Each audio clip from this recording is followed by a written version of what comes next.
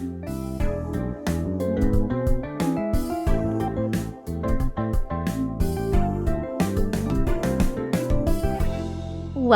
to the Anxious Marketers. It's a new week of anxiety, and this is episode 1, and we're super anxious about it. Yeah, we are, but that's on brand, I guess. So you're probably wondering what this podcast is about, and if you don't know us, who we are.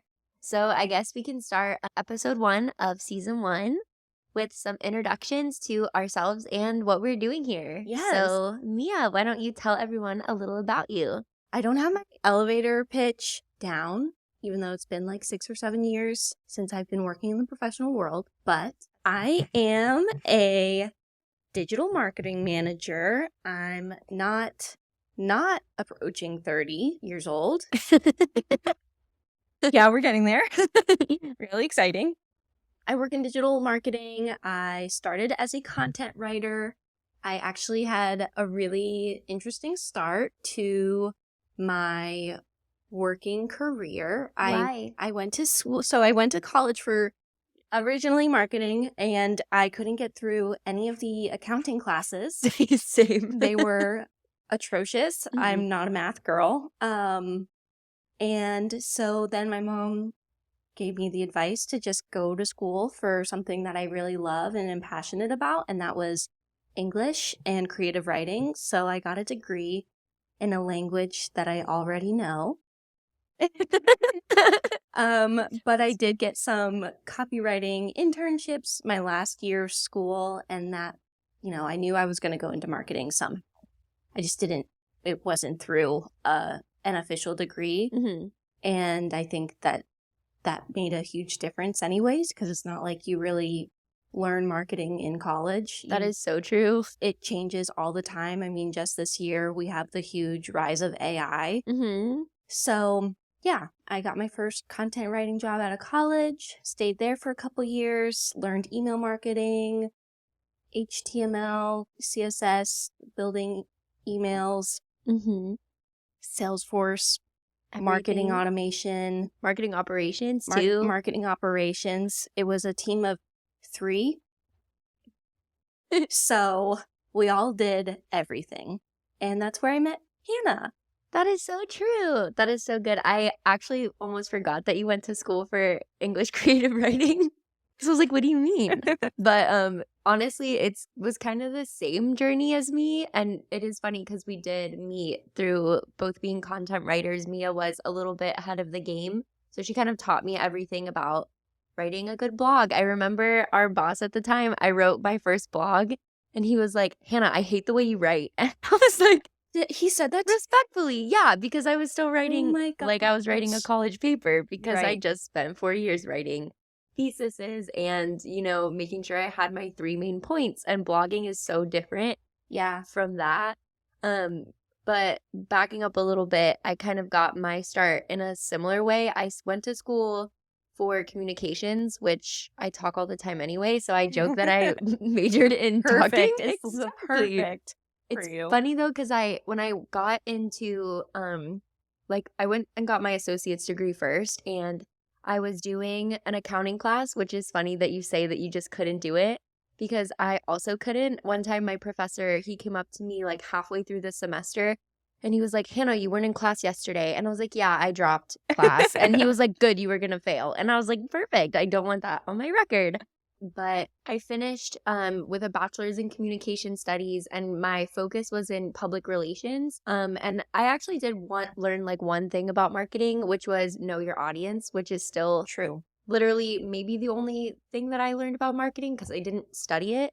And then I actually, before I got the job with Mia, I was working as a recruitment coordinator, and I had to make like 100 phone calls a day and pre-screen candidates to, make sure that they were good for jobs or not. And I really did not like telling them no. Yeah, Because it was hard. They're like, Hannah, how do I get a job? I'm like, bruh, I don't even know how I got this job. So, but I remember one day when I was being a recruiter, the marketing team came in and they gave like a presentation on the new brand strategy and the email strategy and the content that we were going to publish. And I just remember sitting there thinking, I want that job. Yeah. Like, that's what I want to do that. It's so fun. It is fun. Yeah.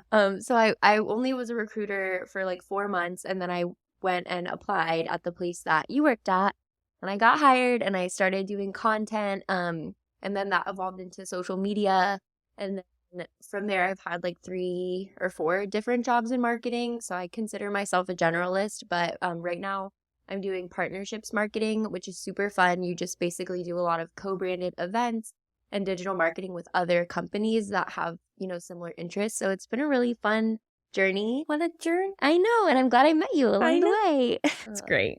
Yeah. Well, why don't we tell them a little bit about our inspiration for starting the podcast? Maybe Sure. what the logo means. Okay. You want me to start? Yeah, sure. Okay. So Hannah, probably 2 or 3 years ago, looked at me and was like, Mia, I want to start a podcast. Was it that long ago? It was at the second office. Oh when my we moved gosh, you're offices. right. And you looked at me and you wanted to start a podcast, and I was absolutely petrified of that. And I really just thought I had nothing to offer. Not true. So I get it though. Yeah. I don't know. You just were talking about it more and more, and that just like deeply ingrained in my brain. And about like 2 or 3 weeks ago, I was like, that sounds just like so much fun. Mm-hmm. And I think also the rise of LinkedIn content, I guess what also really sparked my interest in doing this is because my current boss actually really introduced me to how you can repurpose content everywhere. Mm-hmm. And we have a pretty nice LinkedIn following for our company. And whenever we do webinars, we repurpose content for LinkedIn content and the blog content. And it's just, I don't know, it just was all really exciting. Thought leadership is so cool to me. Like, that's a whole new form of marketing that did not exist 5 years ago. Like, what is thought leadership? I don't know. Me and Katie Rosa were actually talking about that the other day. We're really? What makes someone a thought leader? And I think it, having a good idea, but also having influence, because Okay, yeah. I was thinking about it. Like, am I a thought leader if I have a good plan in my bedroom that no one knows about? Probably not, right? I mean, I think if you're talking about it Mm-hmm. and you're sharing your opinions with your network, your community, you're just putting your voice out there, and you're knowledgeable about the topic and you know what you're talking about. Even if you don't, I mean, sometimes it's just giving your 2 cents on exactly on Elon Musk taking over Twitter and making it an X. Yeah. I don't know why he did that. I think that can make you a thought leader. I think, I think it's just a corporate term for influencer. I think you're right.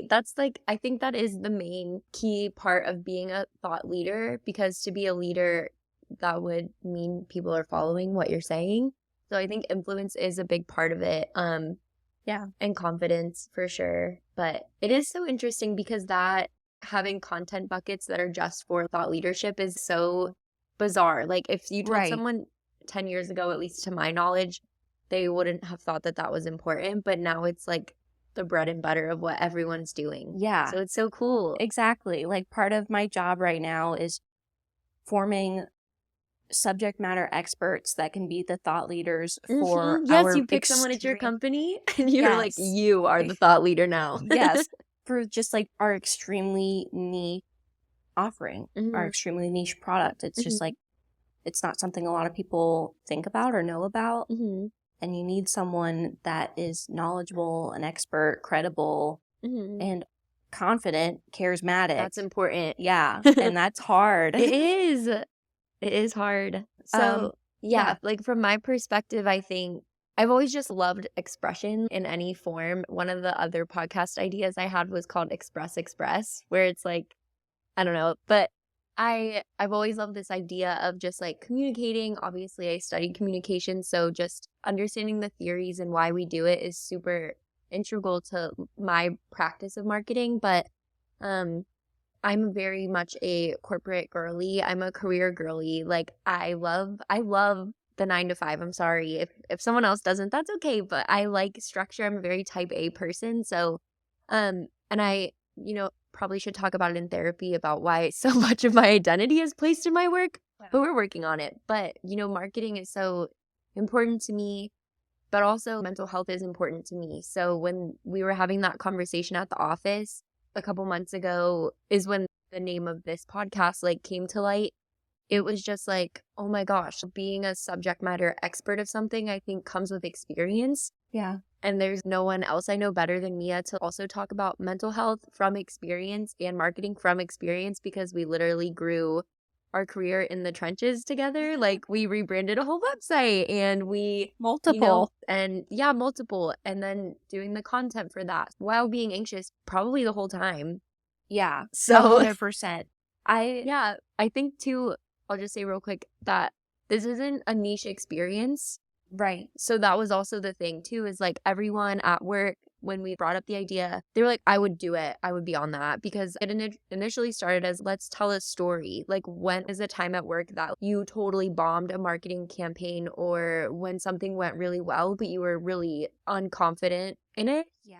And everyone was like, oh, like I have a story. And I think Right. that is really what we want to do here, is give people a place to tell those stories, especially ourselves, Yeah. so that they can like give confidence and like add courage to other people who are going through the same thing, just trying to put on the mask and go to work and do an email campaign and send it to 100,000 people and make sure the subject line is correct and that Doesn't have a typo. exactly Yeah. it's scary, or that you make sure that you suppress the right people. So Yes. it's stressful. Oh my gosh. Our email marketing manager, she's a life cycle marketing manager now, but she would have so much to say about email suppression lists, because there's always a big email blast that goes out, and it just happens. Like, I'd like to know, has any email marketer sent out a huge blast and gotten a Slack message from customer support, sales, some director that said, why did this person get this email? They're So hitting sorry. me up. Like, whatever. Like, it's almost clean. Like, we could have a whole episode about data, but yeah, that's all. And if you're an anxious person, that sets your cortisol levels like So high. through the roof when you get that message that like this person got the email and they should not have been. And it's not like you didn't try your best Right. to make sure it didn't happen, but like sometimes it just falls Data. through. Yeah. Data cleanliness is important. It is. And it's like, it's just really stressful, because obviously the people reaching out to let you know that there was a mistake, like they don't have any ill will, but when you're the person who sent that email or who was in charge of the campaign, like the amount of responsibility feels so heavy. Yeah. But another point of this podcast is to like help people realize, including ourselves, that it's not that heavy. Right. It's gonna be okay. People don't even always open the emails. We're not saving lives. Mhm. Like, people that do that are amazing.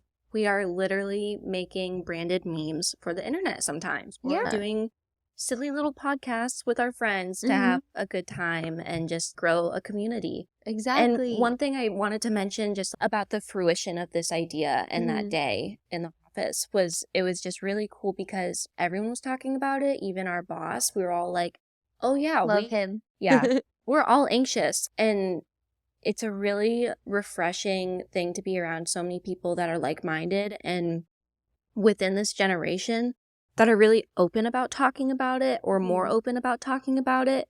But I think you and I are such big advocates that that conversation, that door wouldn't have opened if we didn't say up front, like, I can't hide that part of myself, because it's just huge. Like, and it's just my day. Sometimes you can see it, sometimes you can't. But that's the other thing that I think really inspired this too, is like, you don't have to tell your boss about it, but having the freedom and the comfort to do that if you want to is so important, because you're not alone in what you're dealing with, but it can make you feel very alone if you don't talk to someone about it. And some might argue work isn't the place to do that, but work is where you spend 40 hours or more of your life. So to be not only anxious, but then suppressing that, like most of the time anxiety comes from suppressing an emotion anyway.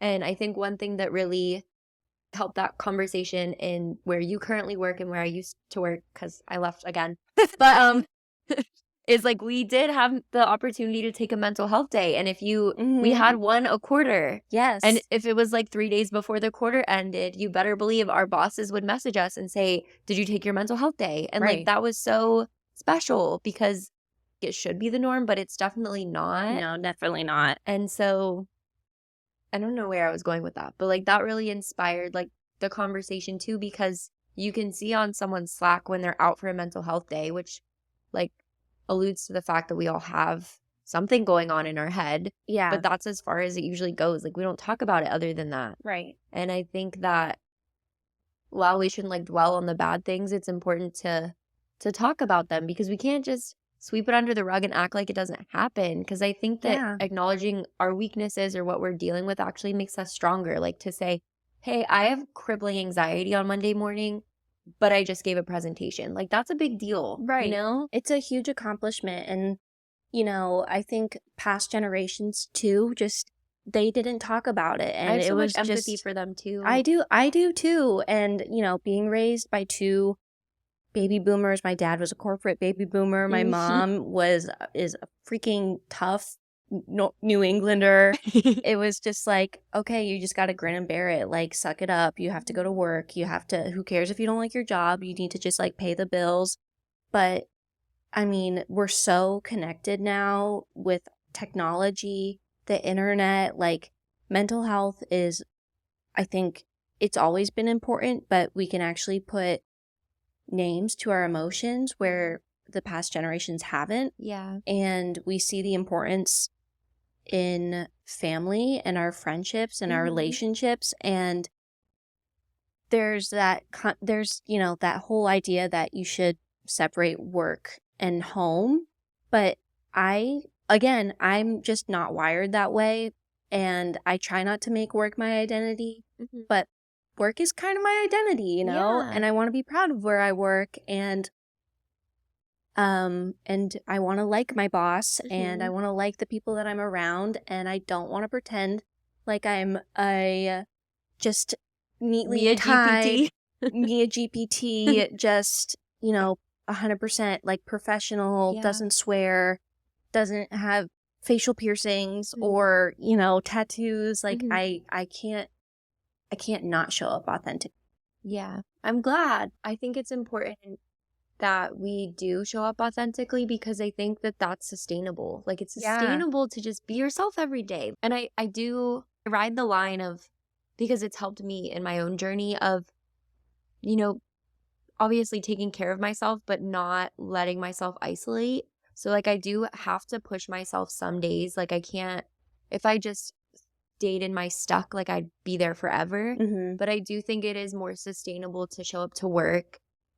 Just being yourself. Like one critique I've gotten many times in my career is that I'm too goofy or, you know, bubbly, and that's not authoritative. And I think that for me, like that's my superpower. Like that's what makes people want to help me win. Like that's what makes people want to make good on their promises to me, you know? So I think that like the things that are unique to us are like what make us special. Like, and if you're going to work every day, being like a third version of yourself, or, you know, not being yourself, like, I don't think that's sustainable. Like you're going to slip up eventually. So I think it is better for us just to be honest when it makes sense, to say, you know, I'm not feeling great today. And, you know, sometimes you have to grin and bear it, but sometimes I think that it's better to just like name it. Yeah. And, you know, find support in that. Because I know for me, even as we're starting this podcast, I'm like, oh, like I need to like chill and like be chill. I can only do that for 30 seconds and then I'm going to go back to being myself, you know? Exactly. So it's like, I don't know. I just think it's important to show up authentically at work, you know? And that includes mental health. Like you can't act like it doesn't exist, because it is literally running the show, you know? Yeah. I mean, and especially this year, if you work in tech, it's been a little bit much. Yeah. And there were days when I showed up for work and I was just like, I'm anxious. I'm upset that so much is happening right now. I have, like, there's nothing in my control except for the job that I can do. And that's fine. And, you know, I wish I had something more profound to say about it. But but being able to talk about it and not, you know, pretending like things are sunshine and rainbows, and me just being like, this is awful. Like, I didn't want to come today. I didn't want to work today. but I'm going to. I hear my tasks and I can get them done and I'll get them done, but I'm not happy. And Yeah. that just, I think just talking about it really helped, That's good. So Yeah. it's just important. I don't know. Just Yeah. showing up authentically. I think one part of what you said that stood out to me is like when you share like that conversation or have that conversation with someone, it also can help you not feel like you're crazy because you're like, oh, you see this too? Like you're also not okay? Because it can feel so isolating when you walk into work or into a team meeting and there's that imposter syndrome of everyone has this together Yeah. and you don't. Like that's so not true. Honestly, the one thing I've learned the most in the past like 5 years is that nobody knows what's going on. No And one. everyone's trying their best, and that is good enough. Like from the VP to like the intern, like we all feel like imposters sometimes, and some people are just better at hiding it. But having like those safe conversations at work, like I'm thankful for Mia because we could sit there and be like, "You see this too, right? Yeah. Like this is weird, or Yeah. like this is not okay." And so that just is. It feels so good because you can check that box and be like, "Okay, cool, that's acknowledged." I feel ready to focus on these emails now, because Yeah. like you didn't have to pretend or like shove it down. Exactly. You had to just like talk about it. Mhm. And that goes back to just like you're building the community around all the people that you're with every day, Mhm. being honest, being authentic, and that makes riding the storm so much easier, even though it's a crazy tsunami of a Mhm. storm. Yeah. But you at least have the camaraderie and you have the people around you, whether you work together now or your roads diverge, you have your people, that Yeah. you can always, again, you have you're building your network too. Mhm. And I don't want people in my network that don't support everything I'm about, Yeah. So, yeah. I love that. Yeah. And so part of this podcast, we have a gold star, because we've kind of personified the gold star, and I Yes. wanted to kind of talk about it because I think Taylor Swift talks about this a lot, is that there's a certain type of people, and I think a lot of marketers are like this, but definitely type A, I don't know, maybe all of us were like this, but Mhm. I think it's just a generational thing.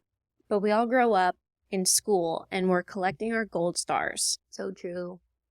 What can I do good to get a gold star on my chart? I need affirmation. Mhm. I need positive reinforcement, praise, because I need, like, I want to do a good job. It's your dopamine. It's almost like addicting to get more Mhm. gold stars. Yeah. And that's just kind of the way our school system starts. And if you're in a family dynamic, sometimes you have like the gold star siblings that just want to do whatever they can to appease their parents. Me. And then you enter into the real world, and especially the workforce, and people aren't giving you gold stars anymore. Yeah. They're just like, you did your job.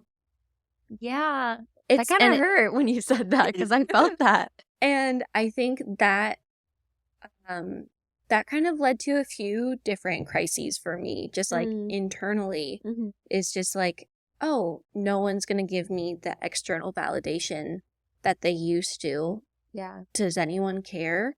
No one's telling me if I'm doing a good job or if I'm doing a bad job. Mhm. I don't even know. Like, what am I doing all this for? And again, it just kind of adds to that anxiety and the purpose that you kind of need to get through the day to day. So the gold star sometimes has good days and sometimes has bad days. And you have to just carry your own gold star, especially as you get older and people aren't as willing to give those out. 100%. Yeah, I totally agree with, when Mia sent me the design for the logo with the gold star, I shrieked because I think it's so accurate. And the gold star looks a little upset because it's just like ironic, like we are chasing these like gold stars and we're expecting them to be given to us. And very much like you said, when you get out of school, they're not there anymore. Like you don't get an A+. You get to check the box or put like published on Monday and that's it. And if you have a good boss, they'll be like, this is great, great job. But bosses are busy and sometimes they don't Right. They're trusting you to do your job. Yeah, and they don't have time to congratulate you, and congratulations might come once a year in your review, you know? Yeah. So it's been interesting finding the intrinsic validation, and I definitely think a lot of that comes from having a community that can validate you outside of work or even inside work, you know, just to be championing you. Yeah. And like rooting you on. I know a big part for me and feeling fulfilled is like my faith. Instead of just looking at like the next mile, like I'm trying to like run the bigger race, you know? And so not putting so much of my worth in that, but putting my worth in Jesus has helped a lot for me personally. But I still fall and I still want a gold star. Like you said, like you've tripped up a lot on the moments when you wanted one and you didn't get it. I have gone on full on spirals because I didn't get a gold star. It sucks because we're kind of trained like that's what you're doing it for. That's what you're doing it for. You're doing it for the A on your report card or, you know, the ribbon or, you know, the congratulations in front of the class or the trophy. And like in life after school, it's not like that. And honestly, like I was fortunate at Rollins where I went to college. You know, I had some of my professors who kind of talked to us about that a little bit. It still didn't really make a difference to me because I was hardwired to like want a gold star, but they were like, you know, if you pitched like an idea for like a press release or whatever, they would be like, all right, next. Like, excuse me? I'm like, aren't you gonna clap for me? You know, like that kind of thing. Or tell me I got an F so I know how to improve. But like sometimes at work, you don't even get that. So it's just so interesting. But I think that everyone deserves a gold star, you know, like just for trying. And I think that it's important to know that your worth goes beyond that. And that in pursuit of the gold star, like you will probably become anxious, you know, which is why it's so cool as our logo. Yeah. So that's where the gold star came from. And I think it's really cute. Love it. It is cute. So one part that we want to introduce into the Anxious Marketers podcast is to talk about something we're proud of that we've done in the past week. And as we reflect on this on the show, we also want you at home or in your car, in your shower, wherever you are, to just kind of reflect on something you're proud of that you've accomplished this week. So Mia, why don't you tell us what you're proud of from the past 7 days? Okay. It's Saturday today. Yeah. Oh my gosh. Let's see. What am I proud of? Okay, work-wise, I came up with a new content plan and strategy that I'm going to be introducing to our brand marketing director and our content marketing manager and our VP of marketing and just talking about that. And then I'm also I have a ABM gifting proposal strategy that I will be presenting to our senior vice president and vice president of sales. So I love that. yeah, so I guess having some responsibility to spearhead things like that, I guess I'm proud of just like initiating those things and getting them done and feeling really confident about my plan. I love that. I'm proud of you. Thank you. That's so cool.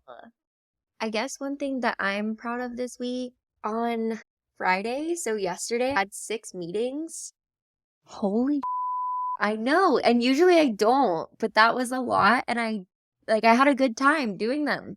Like in my new role, That's like I good. love everyone I work with, and I feel like I have autonomy and they have trust in what I'm doing. And similar to what you said, like having the opportunity to spearhead those projects and you know, just being given the grace to run with it has been really special for me. So I'm really proud of myself for going through 6 meetings. My God. They were all internal though, which always is a little easier. Because in my work, Depending. yeah, well, because I have the opportunity to have like external meetings, and those just require a little more finesse, I think. Yeah. But internal meetings, it's like, it's your friends. I mean, Right. my partners are my friends too, but you know what I mean. Yeah, definitely. Internal meetings are always a plus, but like, Unless you're like presenting something really big and Yeah. important. Well, I love meeting with everyone on the marketing team. Like, that is no problem. As soon as I'm starting to talk to people outside of marketing, I guess that's when I'm like, okay, I need to block off my calendar before and after this meeting. Really? Because it's like one of those things. I don't know. It's just, I'm not used to talking to those people, and they might not understand me because, again, I try to show up authentically. I try to I can't not be myself. And I'm a goofball, and I like to laugh. And Me too. I like to show people my dog, and As you should. and yeah, Okay. like our competitive insights. Like, here's my beautiful competitive insights. I made charts. They're pretty. That's it. Love it. I love that. One thing that you said that kind of stood out to me was that you feel less anxious in meetings with like the marketing team. Yeah. Which I do too, because they're my people. But at the same time, I feel like when I'm meeting with other marketing folks, like they know marketing too. So then I'm like, what if I'm wrong? And Yeah. like, but when I'm talking to like other departments, not that they don't know marketing, but I feel like that's my comfort zone is like marketing. So when I'm talking to them about it, I'm like, you're the expert on ops and sales, and I'm the expert on marketing. So I feel like more confident. sure. Yeah. Like, does that make sense? Because Yeah. when I'm in a room with other people who do marketing, I'm like, well, at first, obviously I know there's always something to learn. So that's kind of how I combat that is like, oh, well, if I'm wrong, like, cool, I just learned something new. But it's scary because I'm like, well, what if they know more about SEO than me? Right. But there's also people like that is their specialty. That's true. I've been more in like the content world, which is, I love it. I love content land. So yeah. But I'm really proud of you for coming up with new strategies this week. Yeah, I'm proud of you for going to so many meetings, getting so many done, and I'm sure you are the sunshine of all of them. Stop. I try. Actually, I literally don't. I don't try. I just don't try. can't help but be joyful. So, this has been a great conversation as always, Mia. Saying it like you're a guest when you're one of the hosts. Right? But yeah, I guess just to summarize, we wanted to make this first episode a little bit about us, a little bit about the podcast. One thing we didn't cover is, who is this for? Who is this for? Okay. So it is called the Anxious Marketers, but I think this is for anyone that is open to the mental health conversation, just wants to talk about mental health in the workplace, because 1 in 5 people feel comfortable talking about mental health at work. That's only 1 in 5. 1 in 5! Yeah, I think, like Mia said, it's just, we want to create a community. I think it already exists. I think it just needs to be brought together. And we want to create a place where you can be your corporate self, you can be your anxious self, you can be your authentic self. And we just want to allow people to come and tell their stories, tell our stories as it relates to marketing and mental health, and just kind of navigating the world as we know it, the business world too. Yeah. Because it's hard out there. And I think that there's a lot of advice and wisdom that can come from, the broader conversation. So we're excited to be a part of it. Yes. And we'll also, of course, be talking about marketing things, because that's where we live. Yeah, I think our plan right now is every other episode will be more marketing focused, and the ones that are not marketing focused will be more about a mental health topic. So yeah, you're going to have the best of both worlds here. And Mia and I will always be here. We're also excited in the future to have super cool guests on the show. Yeah. We already have a couple people in mind that, are well versed in marketing, and they're also just authentic people. So I think it'll be really cool. Yeah, for sure. Please be sure to leave us any comments wherever you're seeing this. If you're I guess if you're listening to this podcast style, you can leave a review. Give us a review. A good one, please. Yeah, please be nice. And yes, you want to know words to live by really quick? Yes. You can't edit something that doesn't exist. No. So True. that's I something love that. that when you're feeling like a perfectionist, like just start, because you can't edit a podcast or a video or a song or a project or a business that doesn't exist. So yeah. So true, bestie. Thanks, bestie. All right. I'll see you next Thursday. I'll see you next Thursday. Follow us on Instagram, TikTok, Apple Podcasts, Spotify, wherever you listen to podcasts, or YouTube. And yeah, We'll see you next week. Bye. bye.